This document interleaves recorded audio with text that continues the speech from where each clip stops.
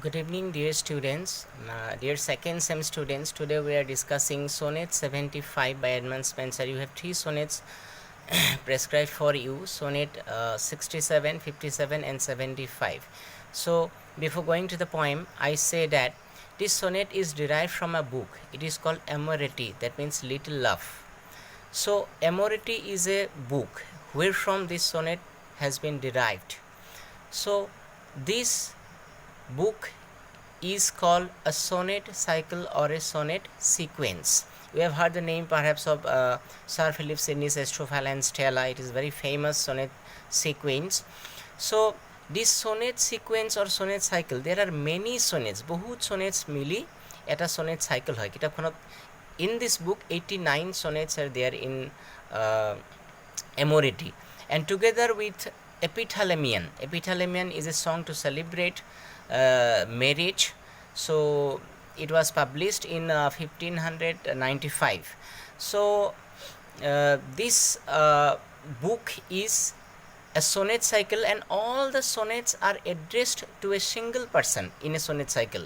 Or here also it is addressed to Elizabeth Boyle, his second wife, whom he married in 1594 perhaps. So let's go directly to the poem, because I will tell you about the how in very few moment I have to say this. I will discuss how Spenserian concept of love is different from the Petrarchan concept of love that was very much there in the contemporary period Spenser wrote, and how courtly love also different from Petrarchan love or the Spenserian love, and how Spenser uses the concept of love in a new way in his sonnets. That will be today our point. We will not go to the rhetorical devices and so on. So let's go to the content of the poem. What is the content of the poem? In this poem, let me tell in past tense to better conjure the message to you. So here the poet, that means the lover in the poet, tried to write the name of his beloved. প্ৰেয়সীৰ নাম সাগৰৰ বালিত লিখিব খোজে, but the waves came and washed it away. Again, for the second time, the lover tried to write the name, but again the tides or the waves came and washed it away. Then the beloved, said that, vain man, why are you trying again and again to write my name? Because like all the normal things, all the normal human beings, all the better things, I will die. I will not be living for immortality.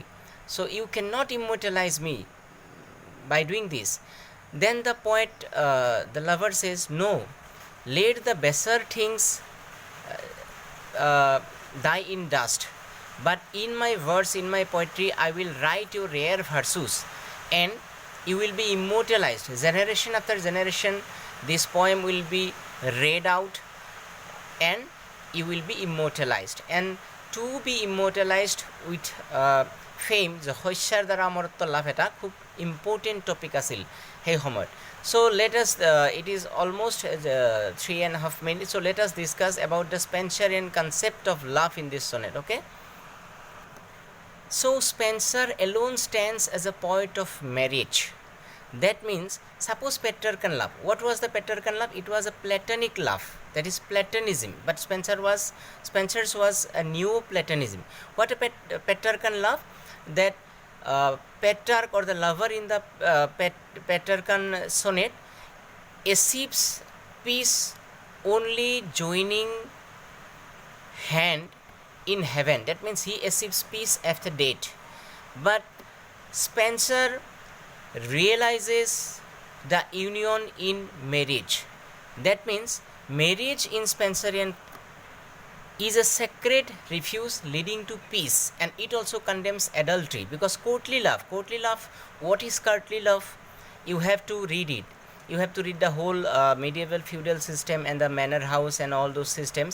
It is a love between a knight and a married woman. How marriage was to be happened with alignment based on property between the parties, and how knights were there from the very early childhood, nights where, you know, they are in the Ketchel, how they were treated, and how with the knights the lady in the Ketchel had affairs. It was, but courtly love was also not one-sided love. Both the parties had to participate in the love, but it was a non-sexual form of love. Chastity was there, and some Petrarchan theme are also there in Spenserian sonnet.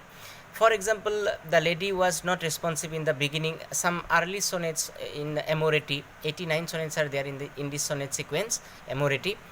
But from sonnet 70 up to the end, the beloved is responding. That means Spenser is getting confidence to subordinate the mistress, and to the desire of the fulfillment of love. That means mistress is not the modern day concept of kept wife. It was mistress means in those that suppose in courtly love, commanding woman with her property and so on. So Spenserian concept of love is a combination of physical love and sacred love with the union of marriage. So it is a bit different from courtly love and as well as the Petrarchan love. It is a Neoplatonism, that is physical love leads to spiritual love, and that leads to God. And remember, Petrarch was a that means a Protestant, you know, and U3 Elizabeth. Once in a sonnet he mentioned, that means Elizabeth and Elizabeth Boyle, his wife and the mother. So as a Protestant, we all know that Protestant believe that we cannot selflessly, you know, love God. Men are a bit self-centric. So from that part also, that is complete Platonism is perhaps rejected by Spenser. So it is almost 7 minutes. I have made many videos, but it crossed 10 minutes and is very difficult to upload. So let me finish here. This is the Spenserian concept of love. So you read, I am concluding, what is the Petrarchan concept of love, what is the Spenserian concept of love. You take any, you use any text in suppose Petrarchan love in Shakespearean sonnet, you try in Google, you download the PDFs and read. So how Spenser treated the concept of love with this sonnet, you can also get a bit understanding of the other two sonnets as well. So it is about to be 8 minutes. So thank you. The ornamental and the rhetorical techniques and so we'll discuss in another video. Thank you.